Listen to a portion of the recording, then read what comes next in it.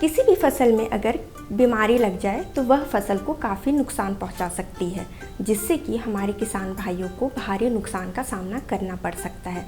ऐसे तो हमारे किसान भाई अपनी फसल की देखभाल के लिए हर छोटी छोटी बात का ध्यान रखते हैं, पर फिर भी बहुत बार ऐसा देखा जाता है कि जानकारी के अभाव में आप कुछ बातें मिस कर जाते हैं, जिससे कि आपको भारी नुकसान होता है। जो भी हमारे किसान भाई तसर की खेती कर रहे हैं, वो तसर कीट को बचाने हेतु प्रक्षेत्र का विसंक्रमण कैसे कर सकते हैं। तो आइए सीधे ले चलते हैं आपको अपने विशेषज्ञ के पास और दिलाते हैं पूरी जानकारी। तसर रेशम कीट को बीमारियों से बचाने के लिए प्रक्षेत्र की सही तैयारी और विसंक्रमण करना बहुत ही आवश्यक है। तसर रेशम कीट पालन में 30 से 40% नुकसान इनके कीटों में लगने वाली बीमारियों की वजह से होते हैं। इसमें लगने वाले 3 प्रमुख रोग हैं: पेपरिन जनित रोग, वायरस जनित रोग तथा जीवाणु जनित रोग। इनसे बचाव का सबसे बेहतर तरीका है अपने प्रक्षेत्र में 9 भाग चूने का तथा 1 भाग ब्लीचिंग पाउडर का मिलाकर छिड़काव करना। इसके अलावा यदि प्रक्षेत्र में किसी तरह के मृत कीट हैं तो उन्हें हटाकर दूर गड्ढे में गाड़कर उसके अंदर ब्लीचिंग पाउडर और चूने को डालकर गड्ढे को ढक देना चाहिए। किसान भाइयों, आज हम बात करेंगे तसर कीट को बीमारी से कैसे बचाएं और इसका विसंक्रमण कैसे करें। साथ ही साथ हम जानेंगे कि इसको बीमारी से बचाते हुए हम अधिक से अधिक लाभ कैसे ले सकते हैं। इस विषय पर जानकारी देने के लिए आज हम आए हुए हैं तसर अनुसंधान केंद्र पिस्कानगड़ी रांची, जहां आज हमारे साथ हैं डॉक्टर जयप्रकाश पांडे, जो हमें जानकारी देंगे कि तसर कीट को बीमारी से कैसे बचा सकते हैं और कैसे इसका विसंक्रमण करते हुए आप इसके प्रक्षेत्र को बढ़ा सकते हैं। किसान भाइयों, जैसा कि आप सभी जानते हैं कि तसर के कीट पालन में लगभग 30 से 40% का नुकसान हमको विभिन्न प्रकार के बीमारियों से होता है, जिसमें 3 रोग महत्वपूर्ण है। एक है पेब्रिन जनित रोग, दूसरा है वायरस जनित रोग और तीसरा है बैक्टीरिया जनित रोग। तीनों को मिला करके जो हमारा नुकसान है होता है 30 से 40% होता है। इसको कम करने का सबसे अच्छे तरीका है कि हम ब्लीचिंग पाउडर और चूना का उपयोग करें। हमारे जहाँ पे कीट पालन प्रक्षेत्र है, कीट पालन के पूर्व में, कीट पालन के दौरान और कीट पालन के उपरांत, इसमें क्या करना है किसान भाइयों, 9 भाग आपको चूना लेना है और 1 भाग ब्लीचिंग पाउडर लेना है। दोनों को मिला करके आपको अपने कीट पालन प्रक्षेत्र में इसका छिड़काव करना है, रेयरिंग के पहले, रेयरिंग के दौरान और रेयरिंग के बाद भी। आप अगर कोई मृत कीट किसी भी बीमारी से, चाहे पेब्रिन, वायरस या बैक्टीरिया से, अगर कोई मृत कीट ऐसा मिलता है कीट पालन प्रक्षेत्र में, तो उसको तत्काल कीट पालन प्रक्षेत्र से हटा दें और वहाँ से लगभग 500 मीटर दूर पे ले जा करके 3 फीट गड्ढा खोद करके उसके अंदर उसको डाल करके ब्लीचिंग पाउडर और चूना ले करके आप उसके ऊपर डाल करके उस गड्ढे को बंद कर दें। किसान भाइयों, इन सब के अलावा केंद्रीय तसर अनुसंधान केंद्र रांची के द्वारा 3 महत्वपूर्ण तकनीकें विकसित की गई हैं, जो रोगों से कीटों को बचाने में सहायक सिद्ध होती है। पहला है जीवन सुधा, जिसके उपयोग से बीमारियों पर अंकुश लगाया जा सकता है। दूसरा है LSM, जिसके उपयोग से भी बीमारियों को कम किया जा सकता है। इसके अलावा पेपरिन रोग की जांच के लिए संस्था द्वारा पेपरिन विजुअलाइजेशन सॉल्यूशन बनाया गया है, जिससे पेपरिन रोग की जांच संभव है। इससे जांच करने के बाद पेपरिन रोग से ग्रसित मादा के अंडे का प्रक्षेत्र में उपयोग नहीं करना चाहिए। हमारे संस्थान के द्वारा 3 बहुत ही महत्वपूर्ण तकनीकी डेवलप की गई है, जो कि रोगों के बचाव में काफ़ी उपयोग में आती है। पहला होता है एक जीवन सुधा, एक वानस्पतिक उत्पाद है, उसके प्रयोग से भी बीमारी काफ़ी हद तक कम होती है। दूसरा है LSM, जो लीफ सरफेस माइक्रोब्स जिसको कहते हैं, उसके भी उपयोग से बीमारी को कम किया जा सकता है। साथ ही साथ पेब्रिन रोग की जांच, जैसा कि आप जानते हैं कि अगर हमारा अंडा अच्छा होगा तो हमको उत्पादन अच्छा होगा, तो पेब्रिन रोग से की जांच के लिए हमारे संस्थान ने एक पेब्रिन विजुअलाइजेशन सॉल्यूशन बना रहा है, जिसके द्वारा आप माइक्रोस्कोप से जांच कर सकते हैं। अगर उसमें पेब्रिन का रोग है, पेब्रिन का रोग होने पे माइक्रोस्कोप पे देखने पे चावल के छोटे के दाने के बराबर आपको एक ऐसा स्ट्रक्चर दिखाई पड़ता है। अगर इस तरह के स्ट्रक्चर है तो हम मान के चलते हैं कि हमारा मादा तितली संक्रमित है। ऐसी मादा तितली के अंडे आप कदापि अपने प्रक्षेत्र में उपयोग में न लाएं, क्योंकि अगर उसको पेब्रिन रोग का संक्रमण है तो आपको दूसरे कीड़ों में भी वो बीमारी फैलेगी और हमारे किसान भाइयों को नुकसान होगा। किसान भाइयों, पेपरिन रोग के अलावा तसर कीटों में वायरस जनित रोगों की भी संभावना रहती है। इससे बचाव के लिए नायलॉन नेट, जिसका इस्तेमाल प्रीडेटर से बचाव के लिए किया जाता है, आर्द्रता बढ़ने पर उसे जमीन से 3 फीट ऊंचा कर देना चाहिए। इससे वहां आर्द्रता नहीं बढ़ेगी और वायरस की संभावना घट जाएगी। इसके अलावा यदि कीटों में वायरस का प्रकोप हो जाता है तो 5वीं अवस्था में जो कीट उल्टे लटक जाते हैं, वैसे मृत कीट को प्रक्षेत्र से जल्द हटा देना चाहिए। इसके अलावा सोडियम हाइपोक्लोराइड के घोल का छिड़काव करना भी बेहतर होता है। वायरस का रोग आप जानते हैं कि जैसा कि बहुत सारे हमारे किसान भाई चाकी कीट पालन के दौरान नायलॉन नेट का प्रयोग करते हैं। तो आप अगर देखते हैं नायलॉन नेट का प्रयोग आपको करना है, जिससे आपको पेस्ट प्रीडेटर्स और वातावरण के विभिन्न प्रकार के समस्याओं से निजात मिलती है। लेकिन अगर आप देखते हैं वातावरण में आर्द्रता की मात्रा 75% से अधिक है, उस दशा में आप नायलॉन नेट को 2 से 3 फीट नीचे से उठा दें। इससे क्या होगा कि वहाँ पे ह्यूमिडिटी नहीं बढ़ेगी। ह्यूमिडिटी बढ़ने से, आर्द्रता बढ़ने से वायरस का प्रकोप बढ़ता है। दूसरा है कि अगर वायरस का, जैसे आप जानते हैं कि टिपिकल लक्षण होता है कीड़ा 5th स्टार में इसका प्रकोप काफ़ी दिखाई पड़ता है। 5वीं अवस्था में जाकर के जब कीड़े का इसका प्रकोप होता है, उस दौरान कीड़ा उल्टा लटक जाता है।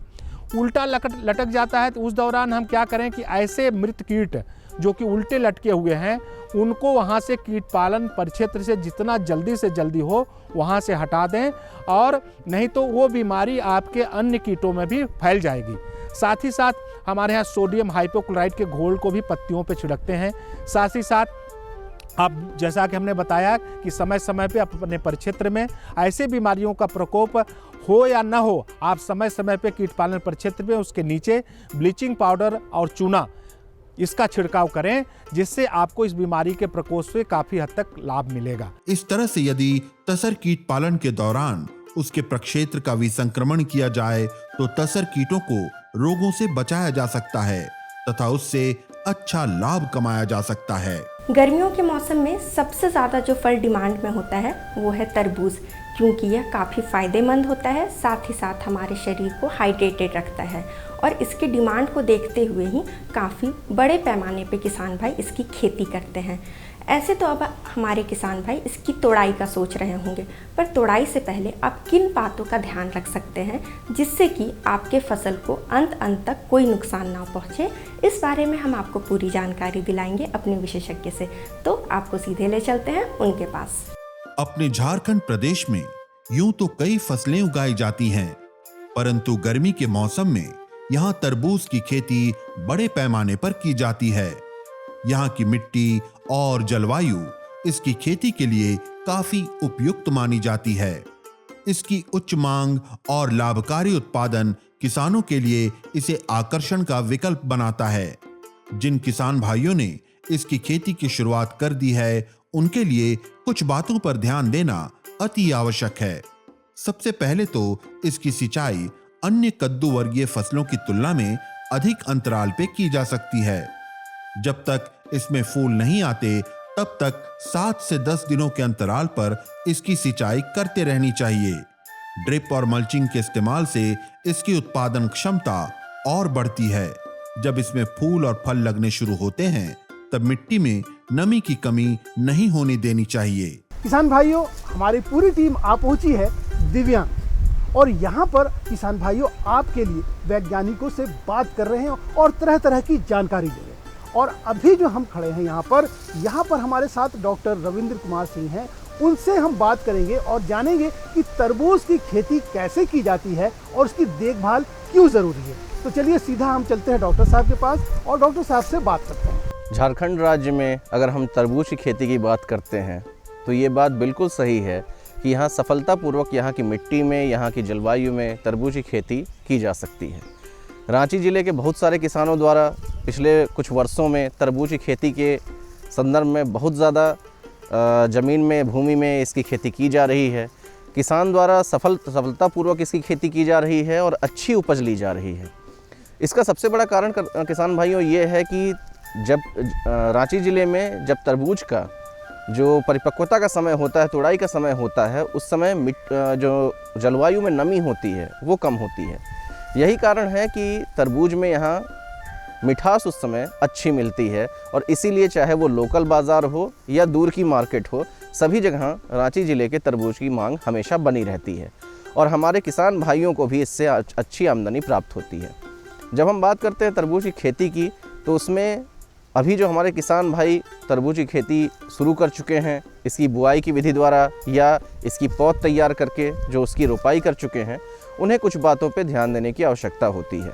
किसान भाइयों, तरबूज की खेती में अन्य जो कद्दू वर्गीय सब्जियां होती हैं, उनके तुलना में जो उसकी जड़ होती है वो अधिक गहराई तक जाती है।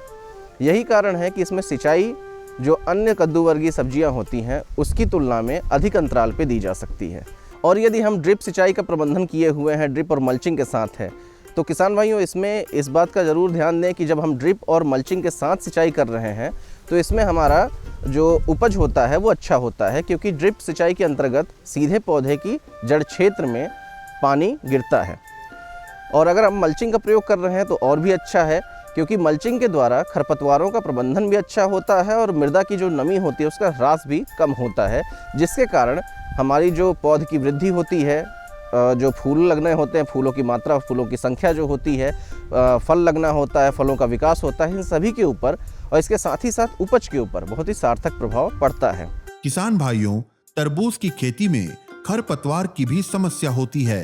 ये खरपतवार पोषक तत्व लेने में उनसे प्रतिस्पर्धा करते हैं और उनकी उपज क्षमता को प्रभावित करते हैं। अतः इसका प्रबंधन करना बहुत ही अनिवार्य है। हमें इस बात का ध्यान देना होता है कि खरपतवार प्रबंधन भी समय समय पे हम करते रहें, क्योंकि खरपतवार जो होती हैं वो चाहे पानी हो चाहे पोषक तत्व हो, उनसे प्रतिस्पर्धा करती है और हमारी जो मुख्य फसल होती है उसे इन संसाधनों की सही मात्रा में पूर्ति नहीं हो पाती है। किसान भाइयों, इसका ज़रूर ध्यान दें कि आप अगर खुले खेत में तरबूज लगाए हुए हैं तब आपको खरपतवार पे विशेष ध्यान देने की आवश्यकता पड़ेगी। किसान भाइयों, तरबूज में रेड पंपकिन बीटल कीटों का प्रकोप भी देखा जाता है। ये पौधों के विकास को बुरी तरह से प्रभावित करते हैं। अतः इसके नियंत्रण के लिए नीम तेल या करंज तेल का अनुशंसित मात्रा में प्रयोग करना चाहिए। इसके अलावा सुबह के समय राख का भुरकाव करना उचित होता है।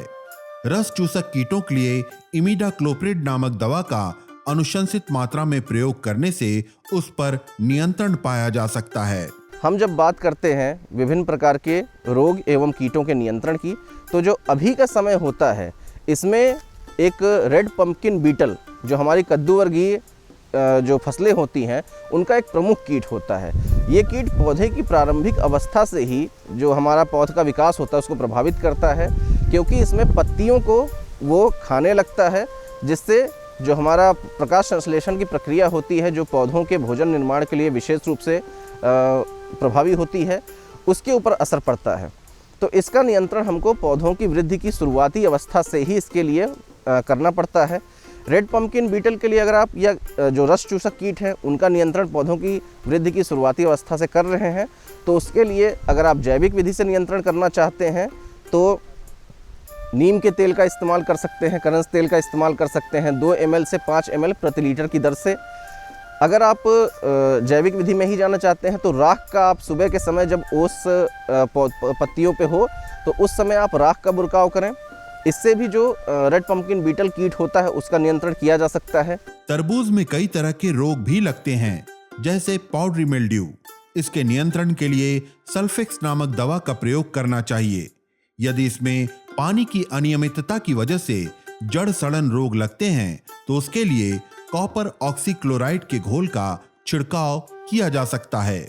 यदि पौधों में उकटा रोग लगते हैं तो इससे बचाव के लिए स्टेप्टोमाइसिन और टेट्रासाइक्लिन के रसायनों की मिश्रण की दवा के घोल से जड़ों को भिगो देना चाहिए। अगर हम बात करते हैं इसके अलावा विभिन्न प्रकार की रोग बीमारियों की, तो इसमें पाउडरी मिल्ड्यू एक रोग लगता है जिसका नियंत्रण हम सल्फेक्स नामक दवा का सल्फर जो आधारित जो फफूंदनाशी होते हैं उनका 3 ग्राम प्रति लीटर की दर से घोल बना के इसका हम छिड़काव कर सकते हैं। इसके साथ ही कई बार इसमें अगर पानी की अनियमितता देखी जा रही है तो जड़ सड़न रोग लगने की संभावना होती है। उसके लिए आप कॉपर ऑक्सीक्लोराइड 3 ml प्रति लीटर की दर से घोल बना के जड़ों में दे सकते हैं। इसका नियंत्रण किया जा सकता है। और जिन भी किसान भाइयों ने पिछले कुछ वर्षों में ये चीज़ तरबूज की खेती कर रहे हैं वो ज़रूर देखे होंगे कि इसमें उकठा बीमारी का प्रकोप बहुत देखा जा रहा है। उकठा बीमारी में भी जो बैक्टीरियल विल्ट होता है, यानी बैक्टीरिया से फैलने वाली जो उकठा बीमारी होती है, उसका प्रकोप अधिक देखा जा रहा है। तो अगर आपको पौधे अपने, एक तो इसके लिए सबसे पहले तो ज़रूरी है कि अपने पौधों का नियमित निरीक्षण ज़रूर करते रहें, प्रत्येक पौधे का, क्योंकि जब ये उकठा बीमारी आपके खेतों में आती है तो अक्सर देखा जाता है कि इसको फैलने में बहुत कम समय लगता है और कुछ ही दिनों में ये पूरे हमारे खेत को, पूरी फसल को चौपट कर देती है। तो इसके लिए क्या है, स्ट्रेप्टोसाइक्लिन और स्ट्रेप्टोमाइसिन और टेट्रासाइक्लिन, इन दोनों रसायनों का एक कंबाइंड दवा बाज़ार में उपलब्ध है। 6 ग्राम का जो पैकेट होता है वो 30 लीटर पानी में इसको घोल के आप इसकी ड्रेंचिंग कर दें। तरबूज के अच्छे उत्पादन के लिए इनके पोषक तत्वों के प्रबंधन पर ध्यान देना बहुत जरूरी होता है। शुरुआती अवस्था में नाइट्रोजन की अधिक आवश्यकता होती है, अतः खेतों में इसकी पूर्ति करते रहनी चाहिए। फूल लगने की अवस्था में फास्फोरस की मात्रा पर ध्यान देना बहुत जरूरी होता है। इसके अलावा फल लगने से फल की परिपक्वता तक की अवस्था में पोटास की मात्रा पर विशेष ध्यान देने की जरूरत है। किसान भाइयों, अभी के समय से आगे तक जब हमारी तरबूज तोड़ाई तक रहेगा तब तक आपको विशेष ध्यान देने की ज़रूरत होती है पोषक तत्व प्रबंधन पे भी। अगर हम शुरुआती अवस्था की बात करते हैं तो नाइट्रोजन की अधिक मात्रा में हमको ज़रूरत होती है, तो इसको आप फर्टिगेशन शेड्यूल के थ्रू चलाते रहें। इसके अलावा जब हमारा फूल बनने से फूल लगने की अवस्था होती है तो उस दौरान हमें फास्फोरस की अधिक मात्रा की ज़रूरत होती है, तो इसकी मात्रा को आपको बढ़ाने की आवश्यकता होती है। और फल बनने की अवस्था जब शुरू हो जाती है, यानी फल लगने के बाद फलों की परिपक्वता तक का समय जो होता है, लगभग फसल बुआई करने से 60 से 90 दिन की जो अवधि होती है, उस दौरान जो हमारा समय होता है फलों के अच्छे विकास के लिए हमें पोटास की अधिक मात्रा की ज़रूरत पड़ती है। तो इस प्रकार से जब कभी भी आप किसी भी फसल की खेती कर रहे हैं, ये तो एक सामान्य सी अनुशंसा होती है कि आप अपनी मिट्टी की जांच अवश्य करवा लें और उसी अनुसार फर्टिगेशन में अगर आप पोषक तत्वों का प्रयोग कर रहे हैं तो एक फर्टिगेशन शेड्यूल जो वृद्धि की अवस्थाएं होती हैं, फसल की अवस्थाएं होती हैं, उसके अनुसार संबंधित वैज्ञानिक से या संबंधित केंद्र में जाके उस फर्टिगेशन शेड्यूल को बनवा लें और उसी अनुसार जो नाइट्रोजन, फास्फोरस और पोटास के विभिन्न कॉम्बिनेशन होते हैं, फसल की आवश्यकता अनुसार, फसल की अवस्था की आवश्यकता अनुसार उसका प्रयोग करें।